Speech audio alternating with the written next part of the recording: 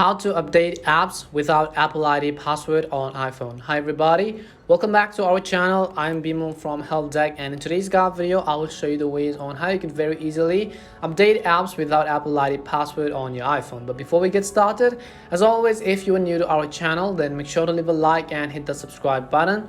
And without any further ado, let's get started with today's video. So first things first, whenever you try to update an app on the App Store, it would basically ask you with the Apple ID password or face authentication and so on.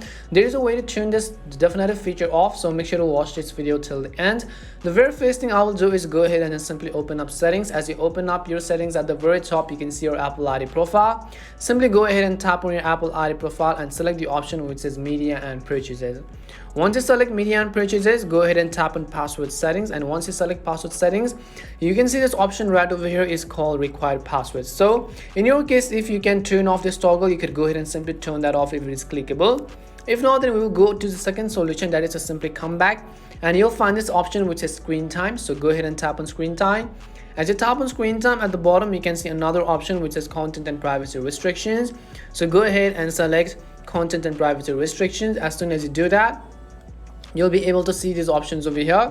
What you want to do is at the bottom you can see this option which is iTunes and App Store purchases. Simply tap on it, enter your passcode to continue, and you can see it says required password is set to always require. So what you have to do is simply turn it off to don't require.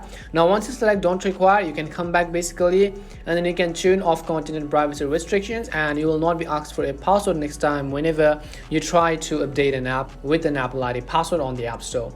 We hope this video was really helpful, and if it did help you, make sure to leave a like and subscribe to the channel.